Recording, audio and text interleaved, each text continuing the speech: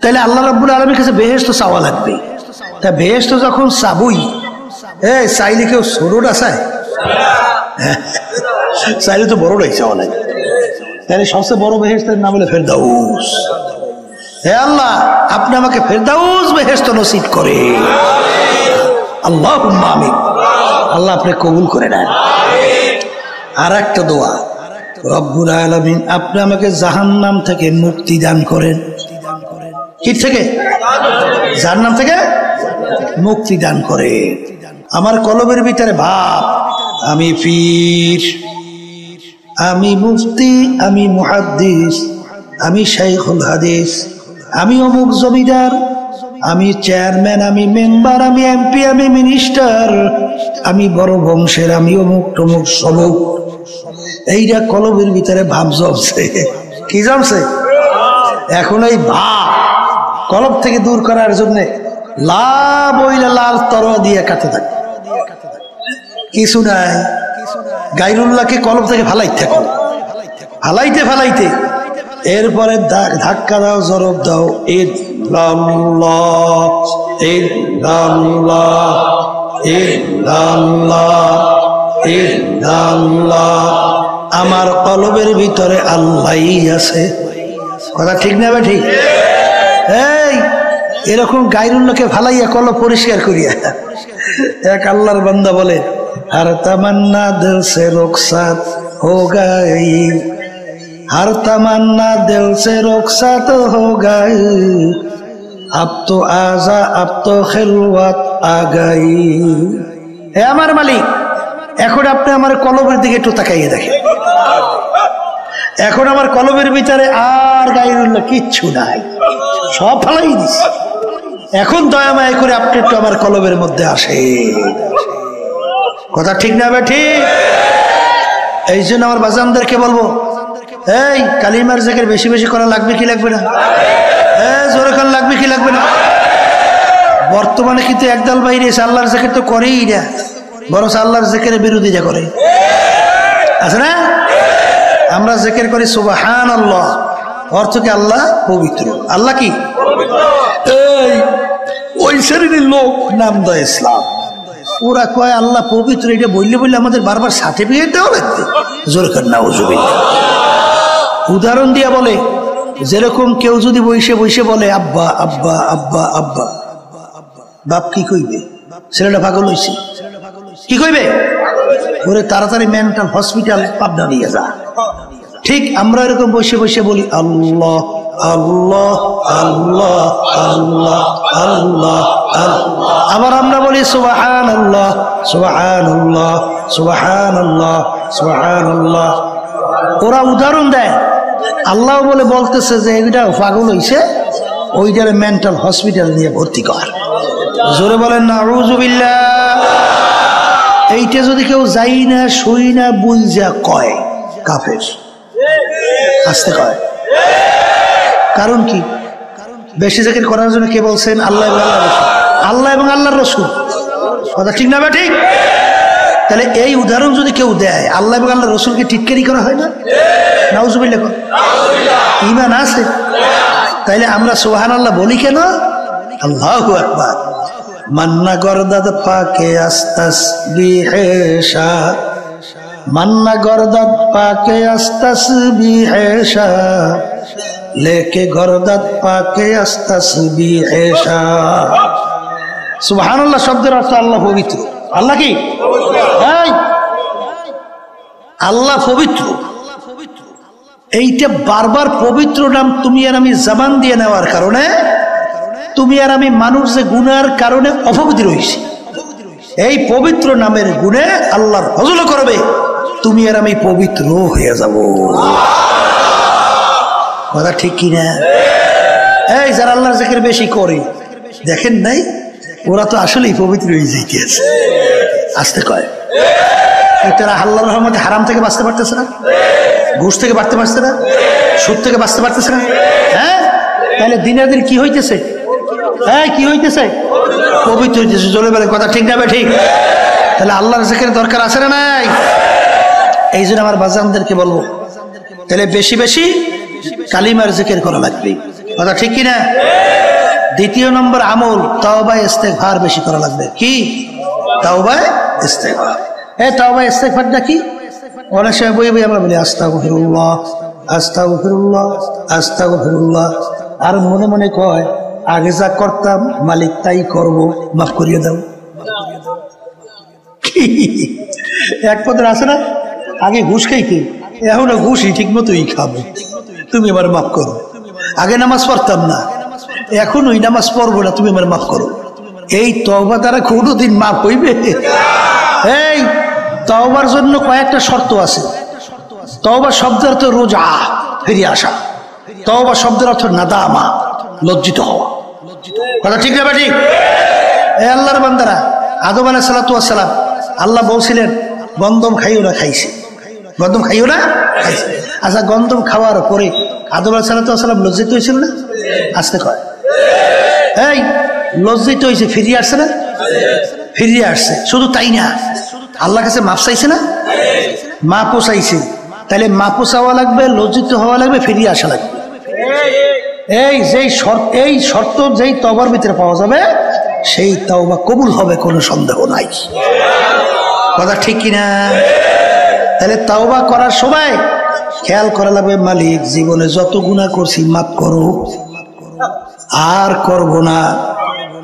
আমি অপরাধ করছি, আমি নিজে লজ্জিত হয়েছি, তুমি দয়া করে আমাকে মাফ করো। এই তওবা করতে দেরি, মালিক মাফ করতে দেরি না। জোরে বলেন কথা ঠিক কিনা? এই দুইটা আমল। 3 নম্বর আমল মালিকের কাছে বেশি বেশি বলা লাগবে, রব্বুল আলামিন আপনি আমাকে বেহেশত দান করে। রমজানের ভিতরে বিশেষ করে এই 4টি আমলের কথা বেশি বেশি বলতেছি। কথা ঠিক না ঠিক? এর সবসময় আমল করব, কিন্তু রমজান একটু বেশি। তাহলে আল্লাহ রাব্বুল আলামিনের কাছে বেহেশত চাওয়া লাগবে। তা বেহেশত যখন চাবই, চাইলে কেউ ছোটটা চায়? চাইলে তো বড়টাই চাওয়া লাগে। তাহলে সবচেয়ে বড় বেহেশতের নাম হলো ফেরদাউস। হে আল্লাহ, আপনি আমাকে ফেরদাউস বেহেশত নসিব করে। আল্লাহুম্মা আমিন। আল্লাহ আপনি কবুল করে নেন। আর একটা দোয়া, রব্বুল আলামিন আপনি আমাকে জাহান্নাম থেকে মুক্তি দান করেন। কি থেকে? জাহান্নাম থেকে মুক্তি দান করে। এই আল্লাহর বান্দারা, এই 12 মাসের ভিতরে সবচেয়ে সম্মানিত সর্দার মাসের নাম কি মাস? রমজান মাস। কেন হইল জানেন?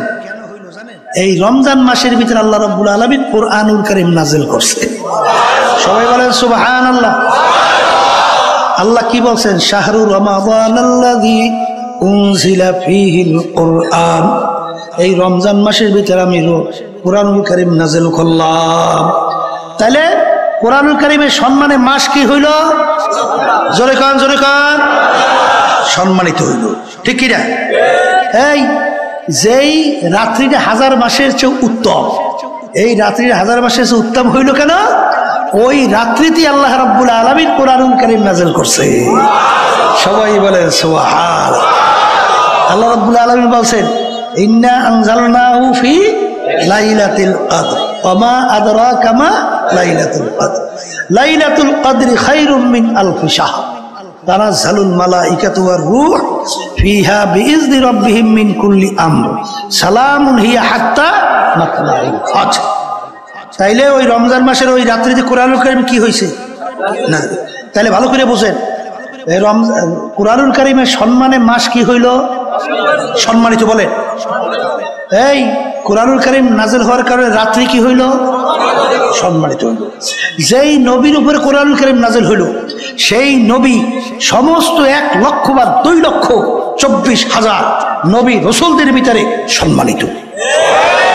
কি জোরে বলেন কথা ঠিক না ভাই? ঠিক।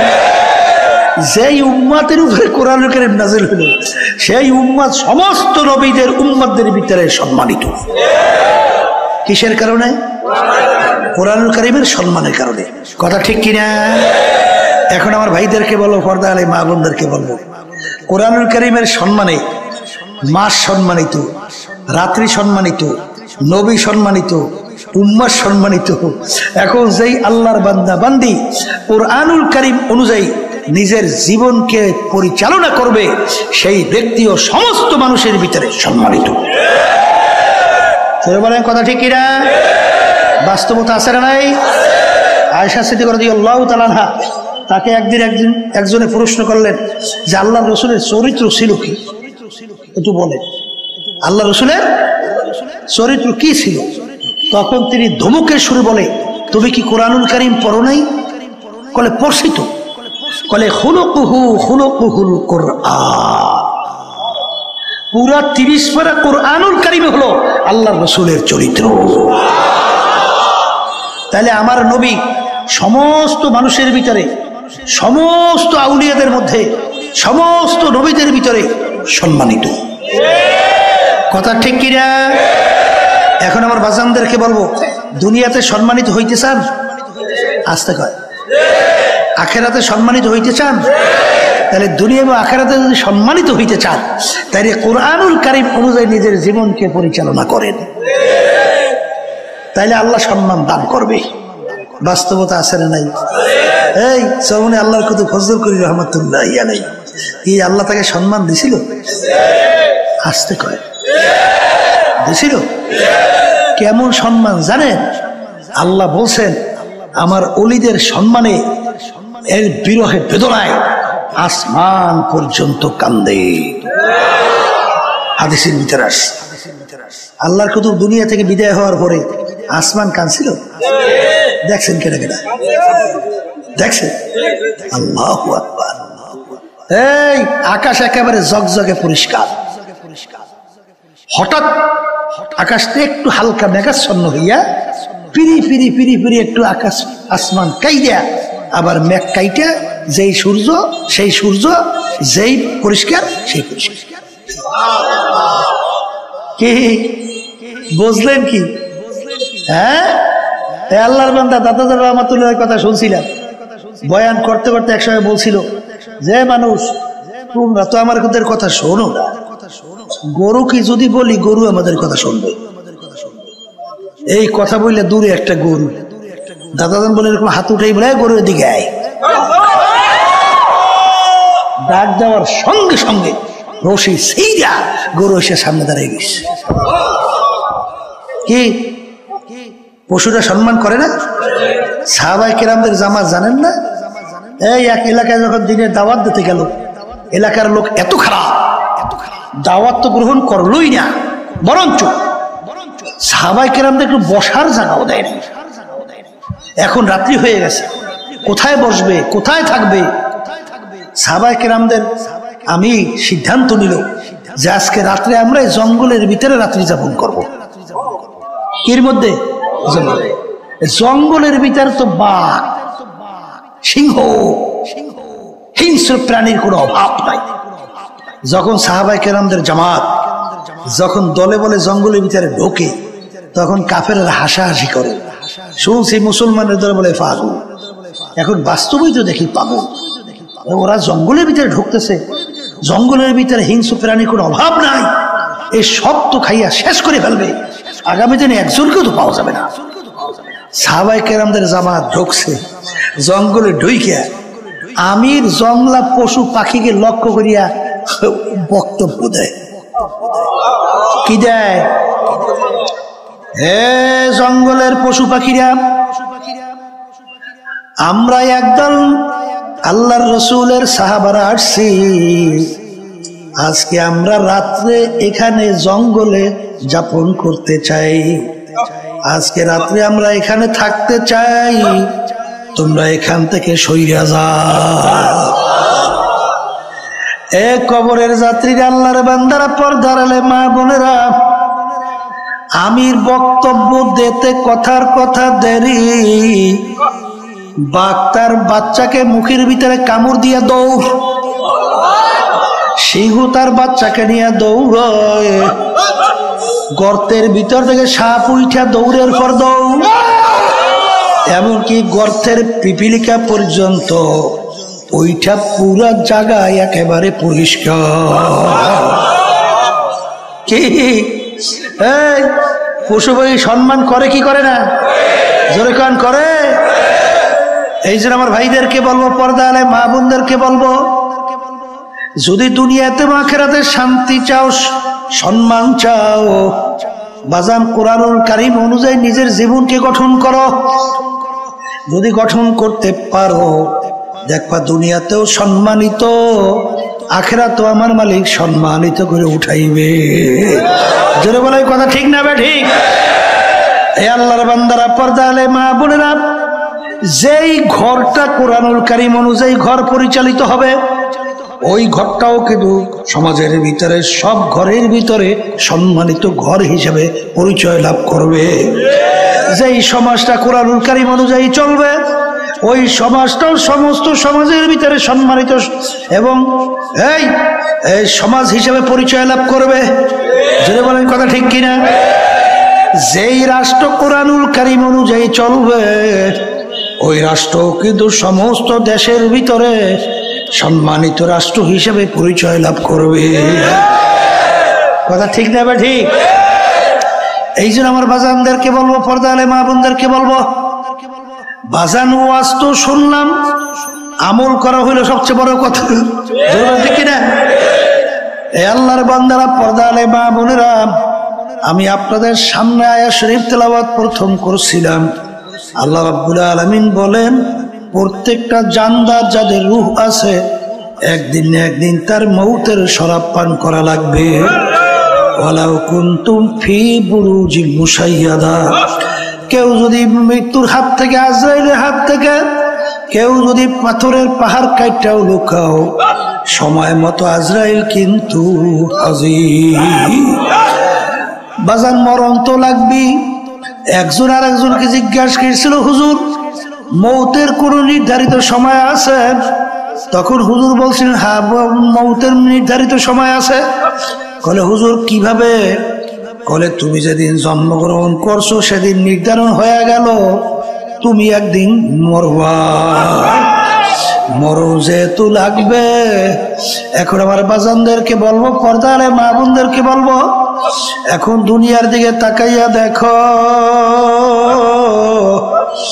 বাজান হারামকে হারাম বলো নাই, ঘুষকে ঘুষ বলো নাই, সুদকে সুদ বলো নাই, পরের মাল ঠগাইয়া নিজের সম্পদ বাড়াতে চিন্তাও করো নাই, সরকারি দলের সঙ্গে জড়াইয়া ক্ষমতার বলে চাঁদাবাজি, টেন্ডারবাজি, বিভিন্ন কায়দায় লুটপাট কইরা সম্পদ তৈরি করলা, একটার পর একটা বাড়ি তৈরি করলা, গাড়ির অভাব নাই। বাজানের চোখ বন্ধ করে মনকে বুঝাও, বাজান তোমার ভিতর থেকে যখন রুটা বের হবে, এখন তাকাইয়া দেখো। বল কেউ দৌড়ায় বাজারে বাঁশ কাটার জন্য, কেউ দৌড়ায় বাজারে ঘরে কাপড় কেনার জন্য, কেউ দৌড়ায় কবর খোদার জন্য, কেউ দৌড়ায় বড়ই পাতা দিয়া গরম পানি খাওয়ার জন্য। আর একদল বলে তাড়াতাড়ি করো, তাড়াতাড়ি করো, বেশিক্ষণ থাকলে ফুইলা ফাইটা পয়সা গন্ধ হইয়া যাবে। এখন তাড়াহুড়া কইরা তোমাকে নামাইয়া নিয়ে যায়। এখন তাকাইয়া দেখো, যেই ঘরের জন্য, যেই সম্পদের জন্য জীবন শেষ করলাম, বাজান সেই ঘরে তোমাকে জায়গা দেয় না। হারামকে হারাম মনে করো নাই, ঘুষকে ঘুষ মনে করো নাই। বাজান যেই সম্পদ তুমি আমার মালিকের হুকুমের বিরুদ্ধাচারণ করলা, রসুলের হুকুমের বিরুদ্ধাচারণ কইরা কামাই করলাম, এত টাকা রাখবা কোথায়? কাপড় যে পকেট না। এই আল্লাহর বান্দারা, পর্দা আলে মা বোনেরা, এখন তাকাইয়া তাকাইয়া মনকে বুঝাও রে মন। আল্লাহ, তোমার গায়ের জামাটা পর্যন্ত কাইটা বের করে ফেলায়, কোমরের টাকা চাবিটা কাইটা নিয়ে যায়। এখন তাকাইয়া দেখো, সাদা তিনটা কাপড় দিয়া তোমাকে প্যাঁচ দেয়, মাথার ভিতরে, মাজার ভিতরে, পায়ের ভিতরে বান্ধে। এখন তাকাইয়া দেখো কেমন একটা প্যাকেট করে ফালাইয়া রাখছে। এখন মনটাকে বুঝারে, মন কই গেল আমার পীরগিরি, কই গেল আমার মুফতিগিরি, কই গেল আমার মুহাদ্দিসগিরি, কই গেল আমার ইমামগিরি, কই গেল আমার মেম্বারগিরি, চেয়ারম্যানগিরি, কই গেল আমার এমপিগিরি, কই গেল আমার টাকার গরম, ক্ষমতার গরম, কই গেল আমার বংশের গরম, কই গেল আমার শিক্ষার গরম, কই গেল আমার সভাপতিগিরি, আমার সেক্রেটারিগিরি। এখন তাকাইয়া দেখো, তোমাকে যখন প্যাকেট কইয়া ফালাইয়া রাখে, এখন মনটাকে বুঝো রে মন, এই বান্দের মাধ্যমে তোমাকে সিগন্যাল দেয়। আরে মাথার বান্দে বুঝা গেল রে মন, আর কোনদিন মাথা নাড়ার শক্তি দেয়। বাজার বান্দে বুঝা গেল রে মন, আর কোনদিন উঠে বসা শক্তি নাই। পায়ের বান্দে বুঝা গেল রে মন, আর কোনদিন হেঁটে চলার শক্তি নাই। এ কবরের যাত্রী, এখন তাকাইয়া দেখো, তোমাকে নিয়ে কবরের ভিতরে রাখলো। এখন বাজান কবরের রাইখা বাঁশের ছাউনি শুরু হয়ে গেল। এরপর বাজান কেলার বরফ দেওয়া শুরু হয়ে গেল। এখন মাটির উপরে মাটি, এখন আর কেউ কবরে নাই। এখন নাফরমান ডাক দিকে তাকাইয়া দেখে মাটি, বামে দেখে মাটি, নিচে মাটির বিছানা, উপরেতে চাপা মাটি, ভাইগা যাইতে পারবা না। এখন নাফরমান দিক বিদিক হারাইয়া এখন আমার মালিককে ডাকে করুণ সুরে, আল্লাহ আল্লাহ আল্লাহ। আমার মালিক ডাক দিয়ে হলে মুখ খারাপ, দুনিয়ার ভিতরে তোদেরকে পাঠাইছিলাম আমার ইবাদতের জন্য। ফজরের সময় মুয়াজ্জিন আমার পক্ষ থেকে তোকে যখন দাওয়াত জানাইলো, আসসালাতু খায়রুম মিনাল নাওম, ঘুম হইতে নামাজ ভালো। আমি তোর বিচার চাইয়া চাইয়া দেখি, তুই ল্যাপ কম্বল মুড়া দিয়া নাক চাইনে ঘুমাও। তুই আমার হুকুম পালন করার জন্য তুই মসজিদে নামাজে যাও না। তোকে আমি ফজরে নামাজে পাই নাই, তোকে আমি জহুরে ডাকলাম পাই নাই, আসরে ডাকলাম পাই নাই, মাগরিবে ডাকলাম তোকে আমি পাই নাই, এশায় ডাকলাম পাই নাই। রমজানে রোজা রাখার জন্য বলছি রাখো নাই, পর্দা করার জন্য বলছি পর্দা করো নাই। ধনী হইলে হজ জাকাত আদায় করার জন্য বলছি, হজ জাকাত তুই আদায় করো নাই। সুন্নাত তরিকার উপরে চলতে বলছি চলো নাই, হারাম থেকে বাঁচার জন্য বলছি বাঁচো নাই। এই নাফরমান স্বাধীনতা পাইয়া পরীক্ষার হলের ভিতরে যা মনে করে তা করছো, আমি তোকে পরীক্ষার হলে কিছু বলি নাই। এখন তুই কবরে আসছ, এখন তুই শত শত বছর তুই আমাকে ডাকবি। দুনিয়ায় যেরকম তুই আমাকে ভুইলা গেছিলি, এইভাবে আমিও তোকে ভুইলা গেলাম। তুই আমাকে শত শত বছর ডাকবি,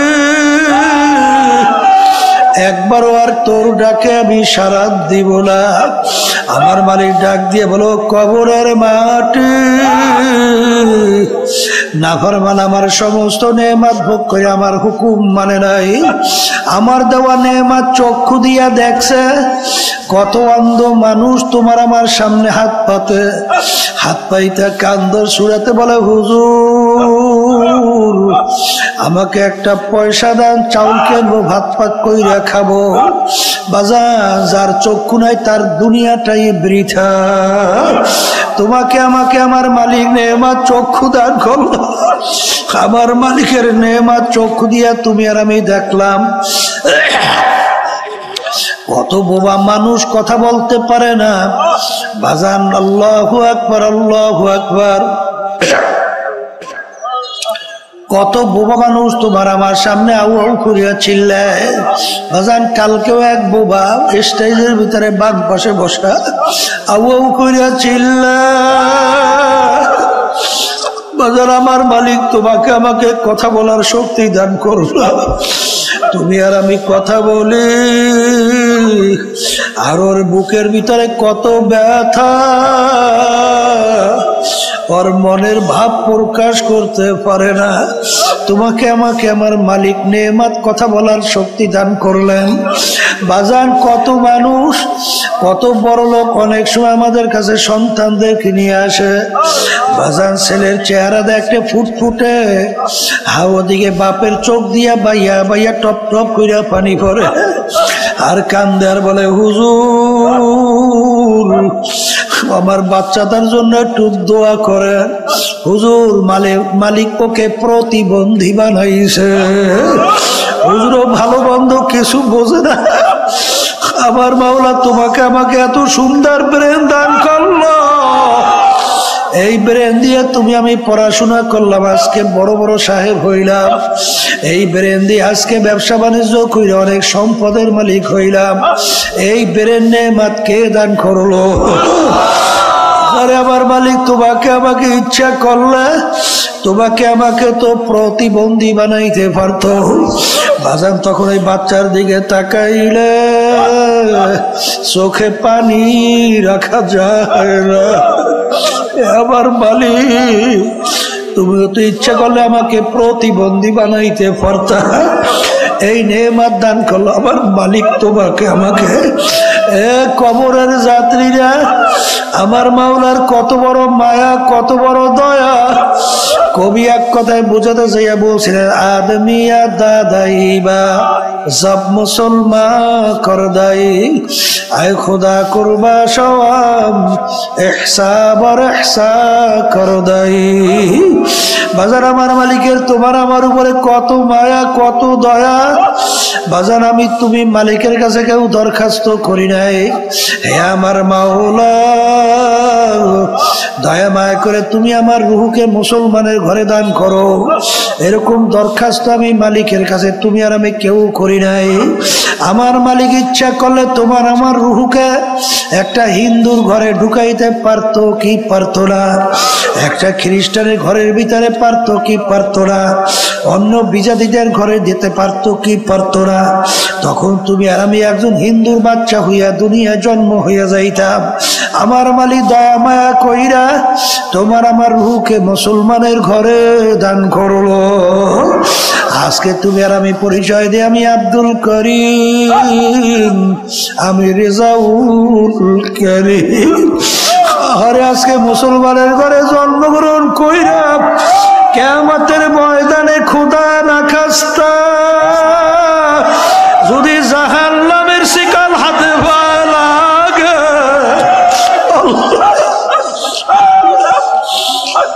এর সে কপাল পোড়ার সারে জাহানে হইতে পারে।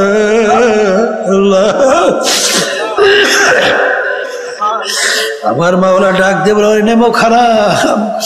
দুনিয়ার ভিতরে স্বাধীনতা পাইয়া পরীক্ষার হলে যেরকম তুই আমাকে ভুইলা গেছিলি, এরকম ভাবে তুই শত শত বছর কবরে তুই আমাকে ডাকবি, একবারও তোর ডাকের সাড়া আর দিব না। আমার মালিক ডাক দেব, কবরের মাটি নাফরমান আমার সমস্ত নেয়ামত ভোগ করে আমার হুকুম মানে নাই। ও কবরের মাটি দুই পাশ থেকে এমন ভাবে চাপ মারো, এক পাঁজরের হাড্ডি অন্য পাঁজরের মধ্যে মিশাইয়া দাও, আমার কাছে কোনো খাতির হবে না। এই যে আমার বাজানদেরকে বলবো, পর্দালায় মা বোনদেরকে বলবো, আমার আব্বাজান রহমাতুল্লাহ আলাই বলতেন ফেরাই, বাজান যেই মামলার তদবির নাই ওই মামলারও কিন্তু খালাস নাই। এই জন্য আল্লাহর ওলিদের ইতিহাস পড়লে দেখবেন, আমার আব্বাজান রহমাতুল্লাহ আলাইহি তার কাছে শুনছিলাম বাজান, আমার দাদাজানের কথা উল্লেখ করে বলছিলেন, আমার দাদাজান রহমাতুল্লাহি আলাইহি ইন্তেকালের আগে আগে চকির উপরে বসে পাশি কবরস্থান তাকাইয়া তাকাইয়া পোলাপানের মতো ওয়াও কইরা চিল্লাইয়া কান্দে, আর দুই চোখ দিয়া পানি বাইয়া বাইয়া টপ টপ কইরা পড়ে, আর মালিকের দিকে ফিরা করুণ সুরে ডাক দেয়, ওরে আমার মাওলা রে, ওরে